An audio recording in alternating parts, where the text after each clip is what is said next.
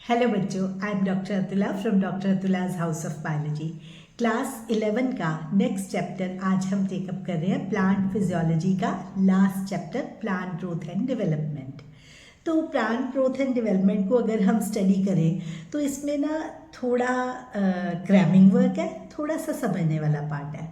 तो जो first part है इसका टेकअप कर रहे हैं, उसमें ग्रोथ, फिर उसके बाद प्लांट की ग्रोथ कैसी होती है, जैसे इंडिटर्मिनेट टाइप ऑफ ग्रोथ है, फिर ग्रोथ कैसे मेजर कर सकते हैं, ग्रोथ की फेजेस कौन सी हैं उसके बारे में बात करते हैं, फिर ग्रोथ की टाइप्स कैसी है, उसके बाद टेकअप करेंगे डिफ्रेंसिएशन, डी डिफ्रेंसिएशन, री डिफ्रेंसिएशन का कंसेप्ट। जो लास्ट पार्ट है वो फ्रेम होता है उसमें प्लांट ग्रोथ रेगुलेटर्स के डिटेल्स, उसकी कैसे वर्किंग है और क्या उसकी कमर्शियल एप्लीकेशंस है। तो इस वीडियो में हम स्टार्ट कर रहे हैं ग्रोथ वाले पार्ट से। तो सबसे पहले अगर हम ग्रोथ की बात करें तो ग्रोथ क्या है?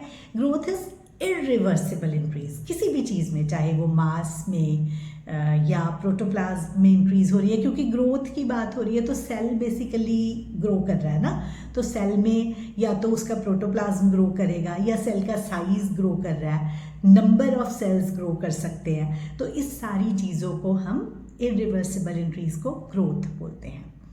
ग्रोथ में अगर हम देखें प्लांट में और एनिमल में थोड़ा सा डिफरेंस है, तो उसे हम क्या कहते हैं? Plant growth is indeterminate. Indeterminate के लिए आप वर्ड यूज़ कर सकते हो ओपन भी और इनडेफिनेट भी, ये दोनों टर्म्स यूज़ किए जाते हैं। तो इस पे क्या है, इनडिटर्मिनेट या इनडेफिनेट या ओपन का क्या मतलब है कि ऐसा नहीं है जैसे हमारा है, ये फिंगर्स हैं, फिंगर्स एक स्पेसिफिक साइज की ग्रो करने के बाद बंद हो जाती हैं, या जैसे हमारी बॉडी की सिमेट्री है वो एक ही तरीके से ग्रो करती है। लेकिन प्लांट्स में क्या होता है, उसकी ब्रांचेस ग्रो करती चली जाती हैं।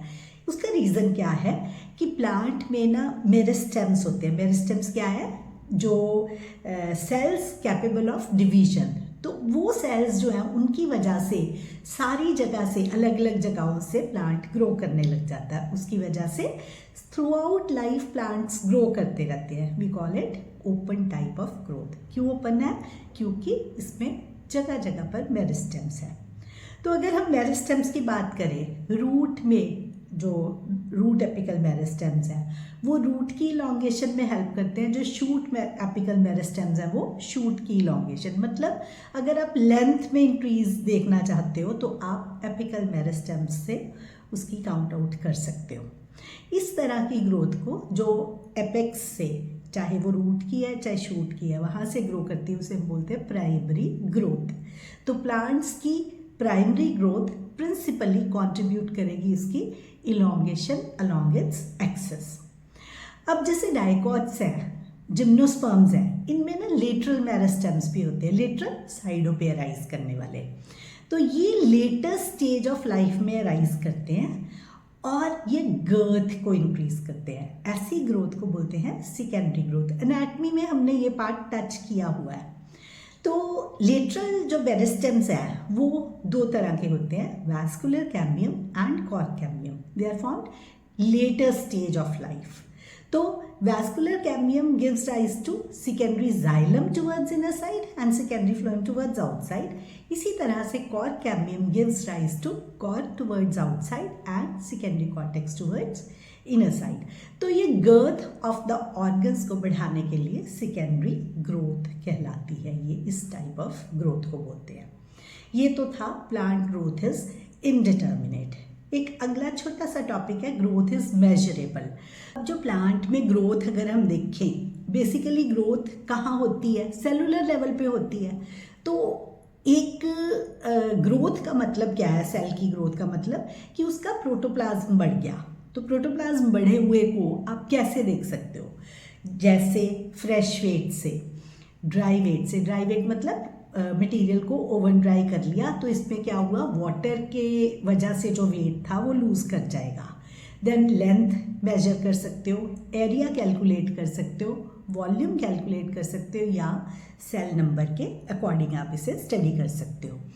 तो अब दो एग्जांपल्स यहाँ पे हम करते हैं कि जैसे रूट एपिकल मेरिस्टेम है, उसका एक सिंगल मेज का सेल पर आवर ग्रो करते हुए 17,500 सेल्स एडअप कर सकता है। इसी तरह से वाटरमेलन जो है वो जब ग्रो कर रहा होता है तो 3,50,000 टाइम्स वो अपने साइज में बड़ा हो जाता है। एक और एग्जांपल है यहाँ पे, जैसे पॉलन ट्यूब है, उसकी अगर हमने ग्रोथ मेजर करनी हो तो उसकी लेंथ को मेजर किया जाता है। एंड अगर डॉर्सिवेंट्रल लीफ की बात करें तो उसका जो सरफेस एरिया वो जितना बढ़ जाता है उसको कैलकुलेट किया जाता है। तो इसका मतलब क्या हुआ, हर तरह के ऑर्गेनिज्म का या हर तरह के ऑर्गन की ग्रोथ को स्टडी करने का क्राइटेरिया जो है वो डिफरेंट होता है। तो आप अलग अलग तरीका फॉलो करके ग्रोथ को मेजर कर सकते हो। अब हम बात करते हैं फेजेस ऑफ ग्रोथ की। तो फेजेस में अगेन वही एनाटॉमिकल जो स्ट्रक्चर्स थे, हमने किया था ना कि एनाटमी में रूट के ये पहले एपिकल मेरिस्टेम में है तो उसमें जोन्स की थी, इलोंगेशन की जोन, फिर उसके बाद पहले सेल डिवीजन की ग्रोथ, फिर इलोंगेशन की, फिर मैचुरेशन की ग्रोथ। तो यही जोन्स वाली बात हम यहाँ पर करते हैं। तो फर्स्ट है हमारे पास मेरिस्टेमेटिक जोन। तो अगर हम इस रीजन की बात करते हैं तो इस रीजन में क्या होगा, सेल्स जो होंगे they will be very rich in protoplasm, क्योंकि अब इसको डिवाइड करना है ना तो मेटाबॉलिक एनर्जी चाहिए, बड़े साइज के कॉन्स्पिक्युअस इसमें न्यूक्लियाई होंगे, सेल वॉल्स इसकी बिल्कुल प्राइमरी नेचर होएगी, और साथ ही साथ थिन और सेलुलोजिक सेल वॉल तो है, बीच में बहुत सारे प्लाज्मोडेस्मेटल कनेक्शंस है। प्लाज्मोडेस्मेटा क्या था, living cytoplasmic connections between the adjacent sales, ठीक है। तो अब ये वाले सेल्स तो इस टाइप के होंगे। ये मेरिस्टेमेटिक सेल्स जब वो मतलब इलोंगेट होने लगेंगे सेकेंड फेज में, जब इलोंगेशन होगी तो क्या होगा, यहाँ पर सबसे पहले वैक्यूलेशन इंक्रीज हो जाएगी। मतलब अब साइज बड़ा करना है तो किस तरीके से होगा, बहुत सारी वैक्यूल्स आ गई, फिर सेल्स की एनलार्जमेंट होगी एंड साथ ही साथ सेल वॉल की फॉर्मेशन होनी शुरू हो जाएगी, नई सेल डिपोजिशन होनी शुरू हो जाएगी, सो दैट अब प्राइमरी से सेकेंडरी सेल वॉल्स भी बननी शुरू हो जाए। क्योंकि अब इसको डिवाइड तो करना नहीं है ना, तो धीरे धीरे सेल वॉल थिक होनी शुरू हो जाएगी। अब अगली जोन में आते हैं, जोन ऑफ मैचुरेशन में। तो यहाँ पर क्या होगा कि और वॉल थिकनिंग्स बढ़ जाएंगी, साथ ही साथ प्रोटोप्लाज्मिक मॉडिफिकेशंस हो जाएंगी, क्योंकि अब ये मैच्योरेशन वाली जोन आ गई ना, तो अल्टीमेटली इसी ने आगे अपना डिफ्रेंशिएट होना है, मतलब डिवीजन ऑफ लेबर होनी है ना सारी, ये इसने अपने अपने असाइंड स्पेसिफिक फंक्शंस परफॉर्म करने हैं, तो उस हिसाब से इसकी मॉडिफिकेशंस हो जाएंगी। तो ऐसे आप कैटेगराइज कर सकते हो meristematic, zone of elongation and mature zone के सेल्स को, कैसे धीरे धीरे प्रोटोप्लाज्म जो है वो कम होता गया, डिपोजिशंस थिकनिंग्स जो वॉल्स की है वो बढ़ती चली गई, और सेल्स जो है वो अपना स्पेसिफिक फॉर्म जिसमें अल्टीमेटली उसने आना वो उन्होंने अटेन कर लिया। अब जो नेक्स्ट बात है वो है ग्रोथ रेट की। ग्रोथ रेट क्या है कि पर यूनिट टाइम कितना ग्रो कर रहा है कोई ऑर्गेनिज्म। तो अगर वो प्लांट्स की हम बात करते हैं, प्लांट्स में growth is of two types, एक है अरिथमेटिक ग्रोथ, दूसरी है जियोमेट्रिक ग्रोथ। अरिथमेटिक ग्रोथ क्या होगी कि जैसे किसी सेल में माइटोसिस हुआ, तो माइटोसिस होने के बाद एक सेल तो फर्दर डिवाइड करने लग गया, दूसरा सेल जो है वो अपना स्पेसिफिक फंक्शन करने लग गया, इसी तरह उसमें नेक्स्ट तो एडअप होंगे। जैसे 1 से 2 बने तो उसमें एक ऐड हो गया, फिर उसमें अगला ऐड हो गया, single, this is called arithmetic growth. Geometric growth में क्या होगा कि जैसे 1 से 2 बने तो 2 से 4 से 8 से 16, ये जियोमेट्रिक प्रोग्रेशन में ग्रो करेगा। तो हमारे पास ये जो डायग्राम है गिवन, उसमें आप देख सकते हो अरिथमेटिक में सिर्फ एडअप हो रहे हैं, नए सेल्स ऐड होते जा रहे हैं, कि पहले वो सिंगल था उससे 2 सेल्स बने, 2 से फिर 3 बने, फिर 4 बने, फिर 5 बने। लेकिन जो ज्योमेट्रिकली ग्रो कर रहा है उससे वो मल्टीप्लाई कर रहे हैं दोनों साइड पे, तो इंक्रीज जो है वो ज़्यादा होती है इन ज्योमेट्रिकल टाइप ऑफ ग्रोथ। तो इसमें क्या होता है, जो ऑर्गेनिजम्स हैं सारे, वो प्लांट्स के अंदर सबसे पहले एक सिंगल जाइगोट से स्टार्ट होती है डिविजन्स। जब जाइगोट डिवाइड करता है ना तो वो 1 से 2 से 4 से 8 से 16 ऐसे सेल्स डिवाइड करता है। This is called geometrical division, मतलब all the cells keep on dividing. लेकिन आफ्टर अ सर्टन स्टेज जो मेरिस्टेम्स हैं वो तो डिवाइड करते हैं, कुछ परमानेंट सेल्स बन जाते हैं, वो permanent cells lose their power of division. तो इसमें क्या होगा, एक छोटा सा टॉप वाला रीजन जो है वो ग्रो करता हुआ रह गया, बाकी सारे के सारे cells power of division lose कर जाते हैं। This type of growth is called arithmetic growth. तो अरिथमेटिक ग्रोथ को आप अगर रिप्रेजेंट करते हो तो वो लीनियर लाइन की फॉर्म में आती है। तो इसको ना अगर हम मैथमेटिकली भी एक्सप्रेस करें तो इसका एक्सप्रेशन लिखने के लिए हम ऐसे करते हैं कि उसकी इक्वेशंस को जब हम ग्राफ को जब हम स्टार्ट करते हैं तो वो ज़ीरो से नहीं स्टार्ट होगा। जो ग्राफ है उसमें थोड़ा सा रीजन दिखाएंगे, क्योंकि इनिशियली भी कुछ पार्ट तो ग्रो किया होगा।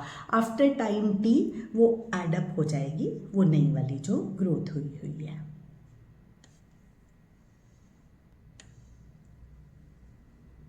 तो अगर हमने अरिथमेटिक ग्रोथ को एक सिंपल एग्जांपल के साथ याद करना हो तो root elongation at a constant rate जो है वो अरिथमेटिक ग्रोथ को डिपिक्ट करती है। तो इसमें अगर हम प्लॉट करते हैं length of the organ against time, तो ये देखा गया कि एल टी लेंथ हो गया after a given time is equal to L0 plus R T. तो L0 इनिशियल स्टेज पे थी, आर जो है ये ग्रोथ रेट है, या इस केस में इलोंगेशन पर यूनिट टाइम होगी, टी गिवन टाइम हो गया। तो जब ज्योमेट्रिक ग्रोथ की बात करते हैं, वो अभी हमने बात की थी कि जाइगोट की ग्रोथ जो है वो ज्योमेट्रिकल ग्रोथ हो रही है। ज्योमेट्रिक ग्रोथ जो है ना, नेचुरल कंडीशंस में जितनी सारी ग्रोथ हो रही है ना वो ज्योमेट्रिकल ग्रोथ है। कैसे कि क्योंकि जब शुरुआत हुई तो शुरुआत में बिल्कुल स्लो है, we call it lag phase, कि धीरे धीरे ग्रोथ हो रही है। रैपिडली वो एक्सपोनेंशियल रेट उसका हो जाता है, जिसे हम लॉग या एक्सपोनेंशियल फेज बोलते हैं, कि अब न्यूट्रिएंट्स की सप्लाई है, सारा कुछ सही चल रहा है, सारी कंडीशंस कंड्यूसिव है, तो ये फटाफट ग्रो करता है। After a certain time nutrients की सप्लाई लिमिटेड हो गई, या फिर जो ग्रोथ है वो किसी और एक्सटर्नल रीजंस की वजह से स्लो डाउन हो गई, तो ऐसे फिर स्टेशनरी फेज आ जाती है। अब अगर हम देखें कि जैसे एक एनसीईआरटी में एक क्वेश्चन पूछा हुआ है कि सीजनली ट्री में क्या वेरिएशंस आती हैं, तो अगर एक ट्री ग्रो कर रहा है तो सीजन वाइज उसकी ग्रोथ बीच बीच में बार बार उसकी लॉग फेज आएगी, फिर स्टेशनरी फेज आएगी, कि जब सीज़न चेंज हुआ, स्प्रिंग सीजन में ग्रोथ के लिए अच्छी कंड्यूसिव फेज, सारे न्यूट्रिएंट्स वगैरह थे तो वो अच्छे से ग्रो करेगा। फिर उसके बाद ऑटम सीजन में आके उसकी ग्रोथ थोड़ी देर के लिए अरेस्ट हो जाएगी। इसको अगर हम डिपिक्ट करें तो WT उससे डिस्टिंग्विश करने के लिए वहाँ हमने L लिया था, तो W हो गया हमारे पास फाइनल साइज़। तो WT फाइनल साइज़, जैसे कोई वेट, हाइट, नंबर, कुछ भी जैसे भी आप इसको साइज़ को डिनोट कर रहे हो, उसमें अगर हम देखें तो वो W0 से इनिशियल साइज जो बिगनिंग ऑफ द पीरियड से स्टार्ट हुआ था, वहाँ से स्टार्ट करते हैं। उसमें R is growth rate, but यहाँ पर वो रिलेटिव ग्रोथ रेट है, इसे बोलते हैं efficiency index in this case है। तो ये भी R जो है वो ग्रोथ रेट ही है, लेकिन यहाँ पर वो रिलेटिव ग्रोथ रेट है।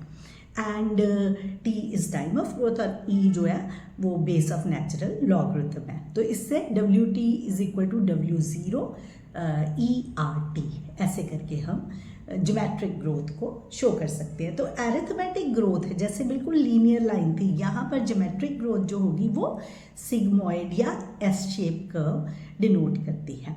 आपको ये दोनों में डिफरेंशिएट करना और उसके दोनों के एग्जाम्पल्स आपको अच्छे से लर्न होने चाहिए। अब इसी में अगर हम थोड़ा सा और टेकअप करते हैं तो क्या है कि जो ग्रोथ है it can be measured two ways. एक तो है एक्चुअल ग्रोथ, एक है रिलेटिव ग्रोथ। एक्चुअल ग्रोथ का मतलब क्या है कि जैसे किसी का साइज 20 सेंटीमीटर हो गया 5 सेंटीमीटर से, तो ये एक्चुअली वो कितना 15 सेंटीमीटर्स ग्रो किया ना, 5 पहले था 20 अब हो गया। लेकिन अगर रिलेटिव ग्रोथ की बात करें तो किसी का अगर 5 था अभी 10 हो गया तो वो डबल हो गया पहले से। तो इसको एग्जाम्पल में बुक में कैसे डिनोट किया हुआ है कि 5 सेंटीमीटर से 10 सेंटीमीटर हुआ और 50 सेंटीमीटर से 55 सेंटीमीटर हुआ। तो इसमें अगर हम देखें दोनों में एक्चुअल ग्रोथ इज 5 सेंटीमीटर्स, लेकिन एक में 5 से 10 हुआ है, मतलब the growth becomes double, whereas दूसरे में 50 सेंटीमीटर से 55 ही हुआ है। तो इस तरह से जिसमें डबल हुआ है उसमें ज़्यादा ग्रोथ हो रही है as compare to the larger size please. तो यहाँ से क्वेश्चन फ्रेम होता है कि out of actual and relative growth rate, actual growth rate के बजाय relative growth rate gives the actual growth period and it is a better index as compare to the actual growth rate measured. इस video में इतना ही।